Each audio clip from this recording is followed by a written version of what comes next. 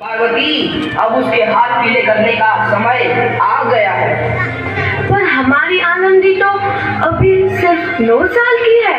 अभी तो उसके पढ़ने, लिखने और खेलने कूदने के दिन हैं। देख पार्वती, लड़कियां पराया धन होती है और जितना जल्दी इन्हें घर से विदा कर दे उतना अच्छा है। कल से आनंदी की पढ़ाई लिखाई बंद। पर बाबू, इसमें मेरी क्या गलती है? आप मुझे पढ़ाई करने क्यों नहीं देते? तेरी गलती है कि तू एक लड़की है। लड़का होती तो क्या बाबू? लड़का होती तो क्या?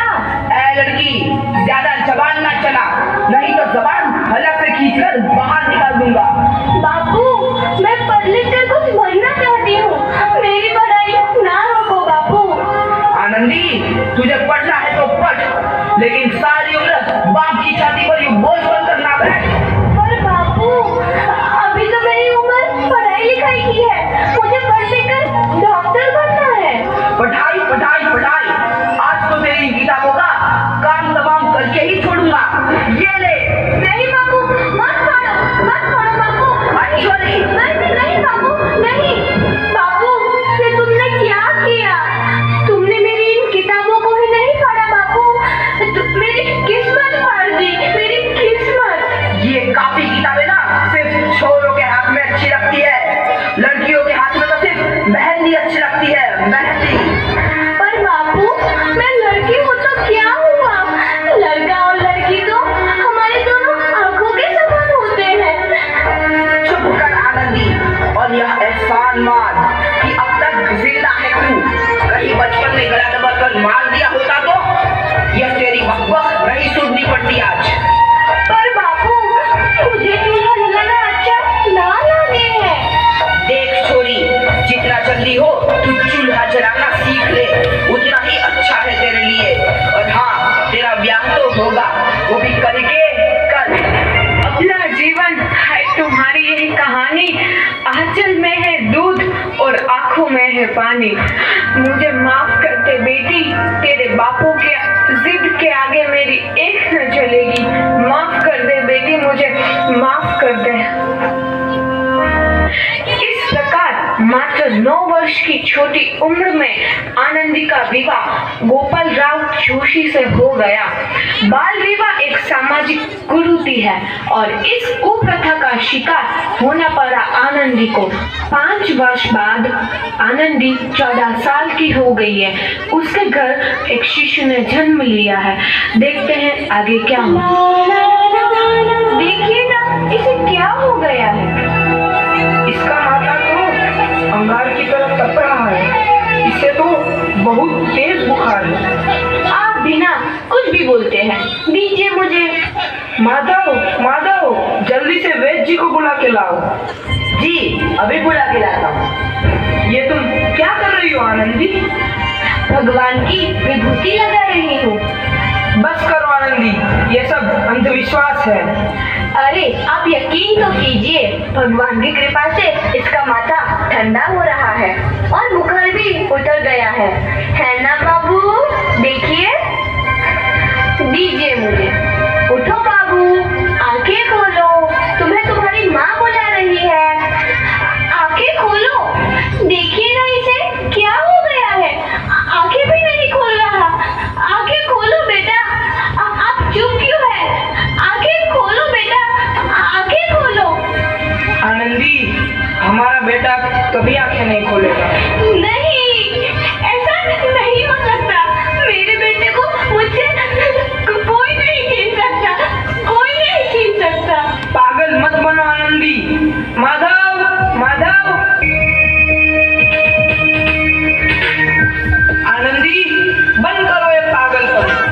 भगवान ने मेरा बच्चा छीन लिया। भगवान ने नहीं, तुम्हारी अशिक्षा और अंधविश्वास ने तुम्हारा बच्चा छीना है। अगर तुम पढ़ी लिखी होती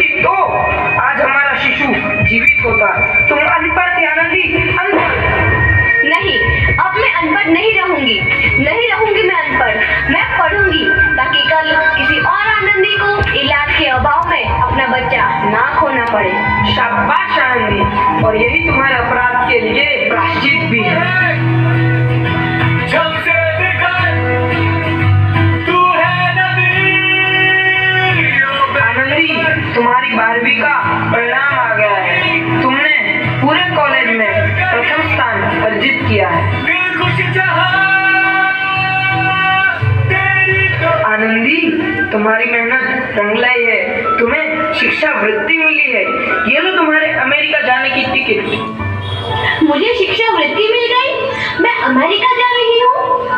पर ये सब मैं अकेले कैसे कर पाऊंगी? दीदी, अपना आप को इतना कमजोर क्यों समझ रही हो? फिर इतना पढ़ने लिखने का क्या फायदा? तुम अभी गवार की गवार नहीं हूँ मैं अब गवार।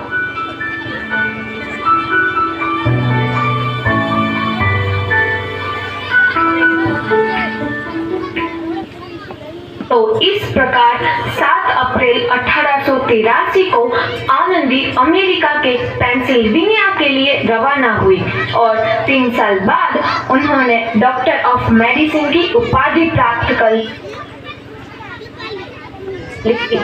इधर आनंदी के पिता की तबीयत बहुत खराब है।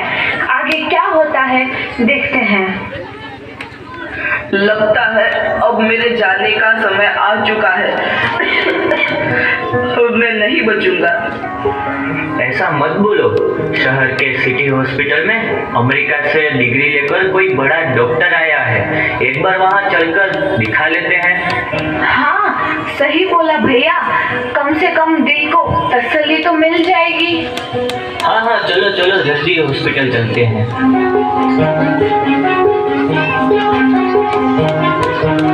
इस मरीज की हालत तो बहुत ही खराब है। कोई चमत्कार ही इसे बचा सकता है। ऐसा मत बोलो भाई, डॉक्टर साहब कब तक आ जाएंगे? लो आ गई डॉक्टर मैडम। डॉक्टर मैडम जल्दी देखिए, मरीज की हालत बहुत ही खराब है।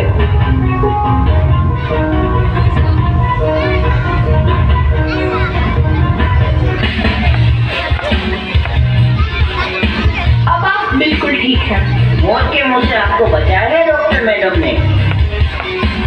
डॉक्टर साहब ने मुझे बचा लिया। मुझे मिलना है डॉक्टर साहब से। डॉक्टर साहब नहीं, डॉक्टर मैडम बोलो। डॉक्टर मैडम, उन्होंने ही तुम्हें जीवन दान दिया है। लो आ गई डॉक्टर मैडम, मिल लो उनसे। डॉक्टर मैडम, आपका बहुत बहुत धन्यवाद। आपने मेरी जान बचाई। इसके बदले में मैं गरीब भला आपको क्या दे सकता हूँ? वचन चाहिए मुझे कि कभी ये नहीं कहोगे कि लड़कियाँ कुछ नहीं कर सकती। वचन? ये कैसा वचन? अरे श्यामलाल, तुमने पहचाना नहीं? तुम्हारी बेटी आनंदी। आनंदी? मेरी बेटी आनंदी? डॉक्टर? हाँ बापू, वही आनंदी जिसके लिए बचपन में तूने चूल्हा और दुल्हा के अलावा कुछ नहीं सोचा था। आनंदी, आनंदी मेरी बेटी, मुझे माफ कर दे। मैं तेरा गुनहगार हूँ बेटी। नहीं नहीं बापू, वही आनंदी जिसके हाथ पीले करके तुम उसकी सारी जिंदगी काला कर देना चाहते थे। माफ कर दे मुझे मेरी बच्ची, माफ कर दे। मैं तेरा अपराधी हूँ मेरी बच्ची, माफ कर दे। नहीं बापू, मैंने तो तेरा एहसान चुकाया है। याद है ना अपना एहसान जो बचपन में तुमने मुझ पर किया था?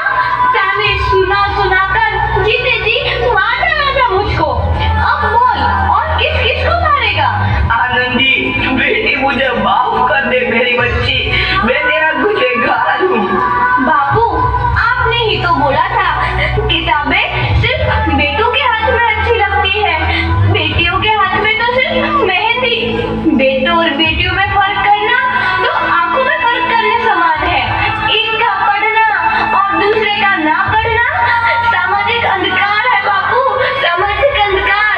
उपकार मांगता हूँ मैं तुझ जैसी बेटी का, जिसने सारी उम्र मुझसे कुछ ना मांगा तो सिर्फ बराबरी का दर्जा। वरना सच तो यह है कि मैं तेरी माफी के लायक भी ना हूँ।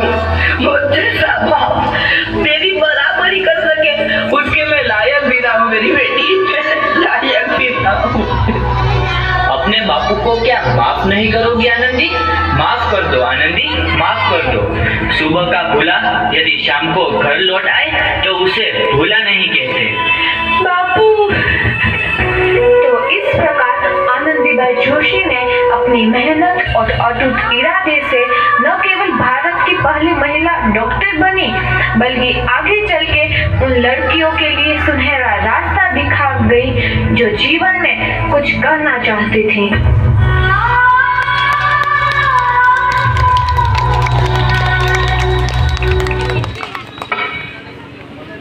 It's a great and fantabulously performance by all the students.